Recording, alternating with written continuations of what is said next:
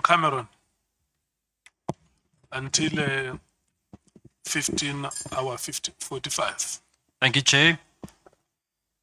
Thank you, Mr. Matlala. Mr. Matlala, I want to move to the matter of the 6th of July. You were in possession of a contraband cell phone in your cell, weren't you? Yes. Who gave you that phone? I found it in prison when I got there. Who gave it to you? It's an inmate who was there. Who's the inmate? We call him Nak. I don't know his real name. Were there any officials from prison involved?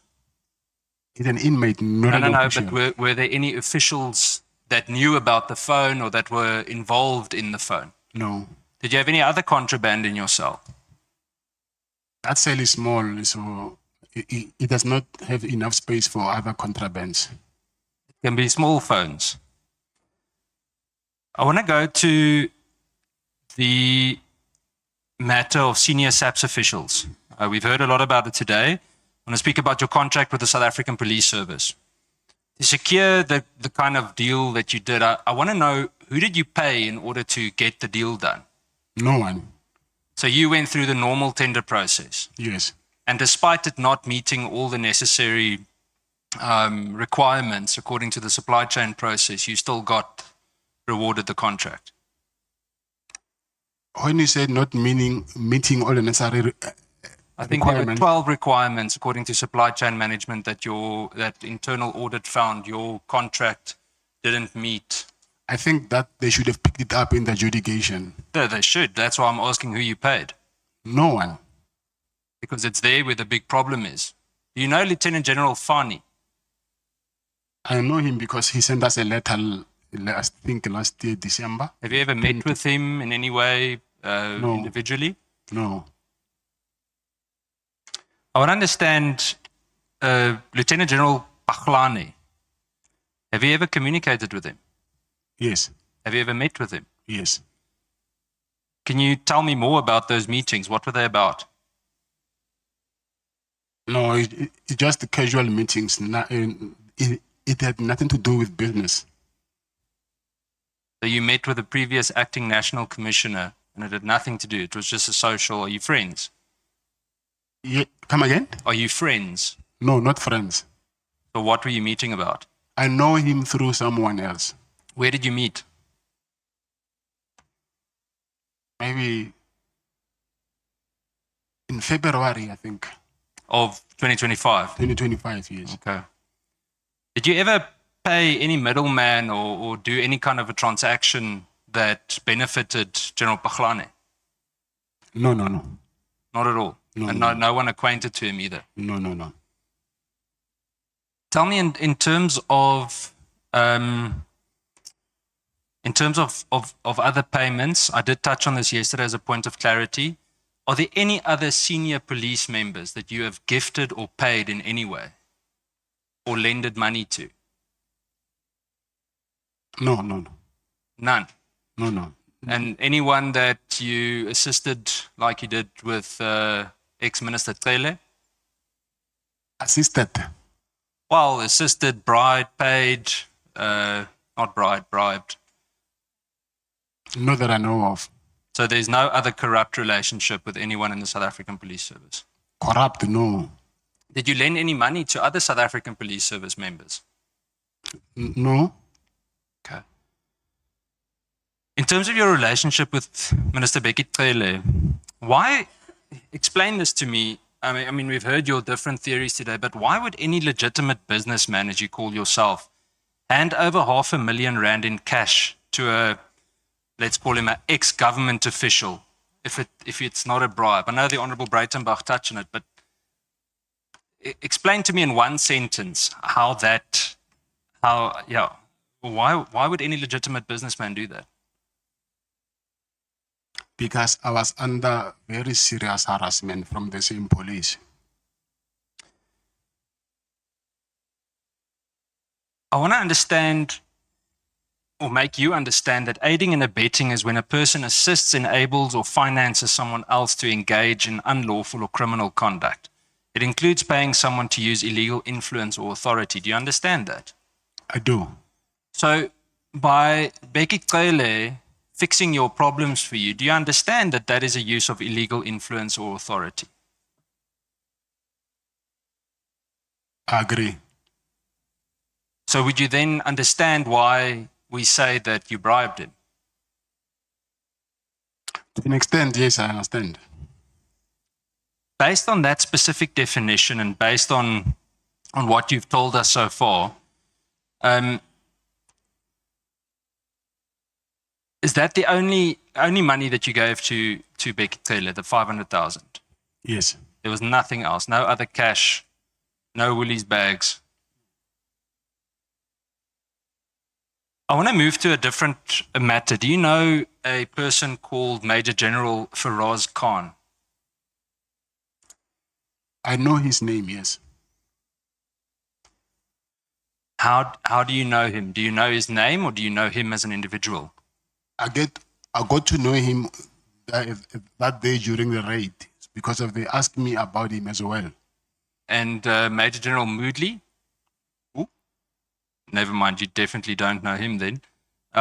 Do you know a Major General Mzwandile Tio? No, I don't. Not. Okay.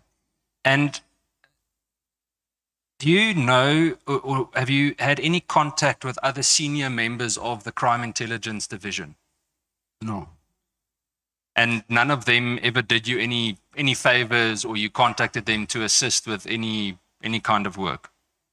No, no. Have you ever given money to anyone in crime intelligence? No. Why did you hesitate?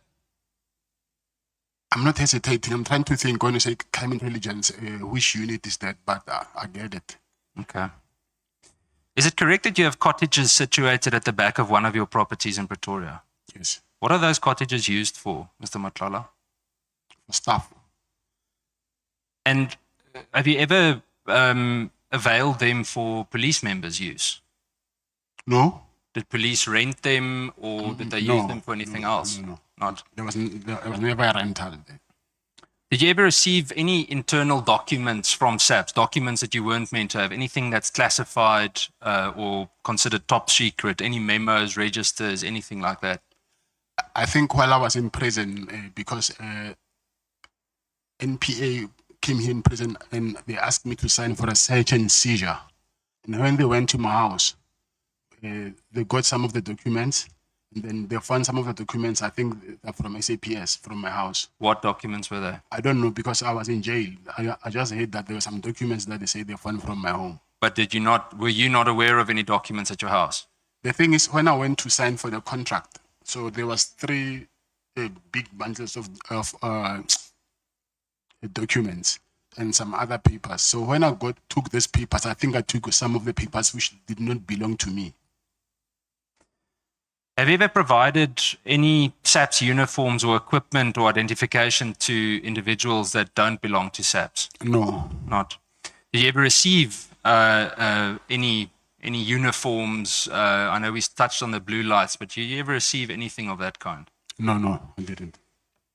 And then the last few questions, Mr. Matlala. You accuse multiple ministers, SAPS generals, crime intelligence, I believe some of or you mentioned the IPID complaints, and investigators of wrongdoing, correct?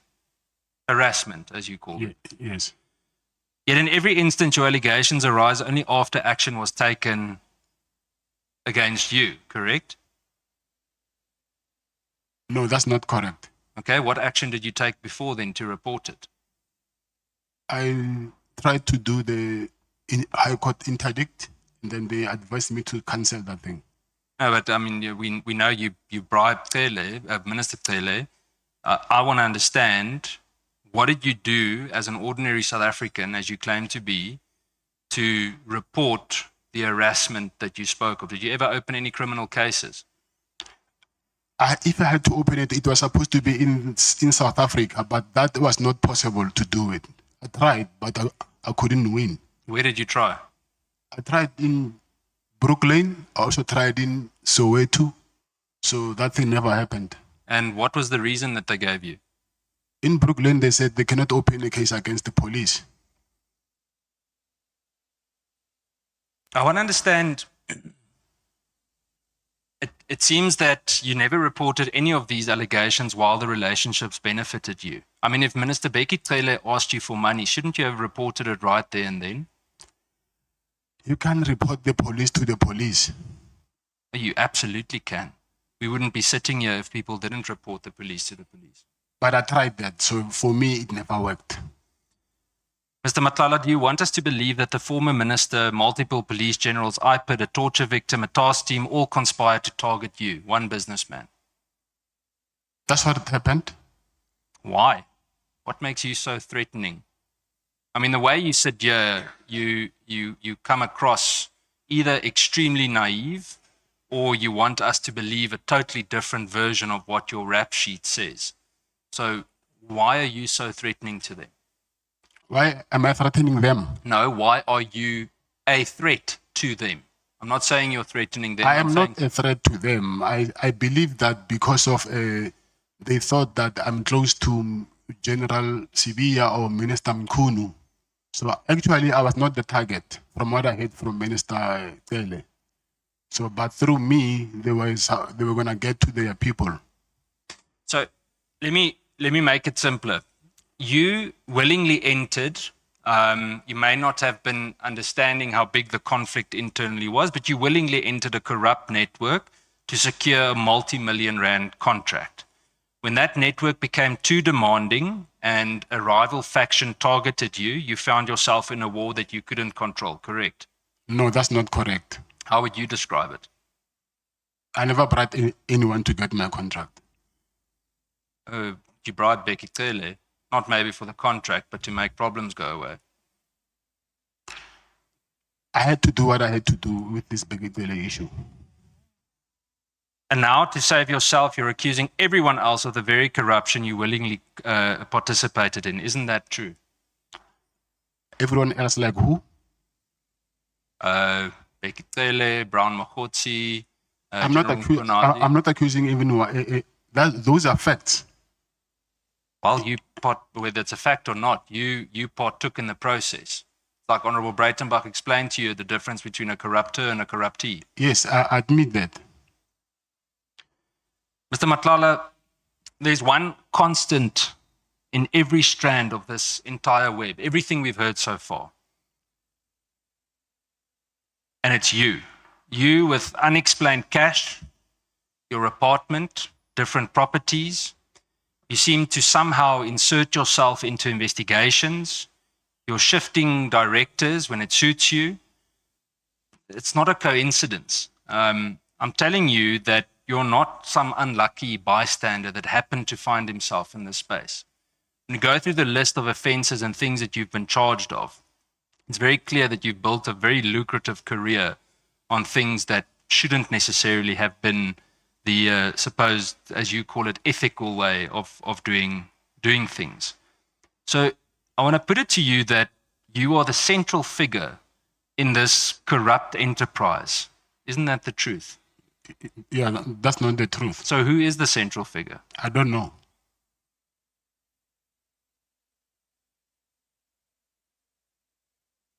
I think, Chair, as a closing statement, I want to emphasize, Mr. Matlala, that you've caused significant damage with your dealings, whether you willingly or unwillingly gave people money and knew or didn't know what they were doing.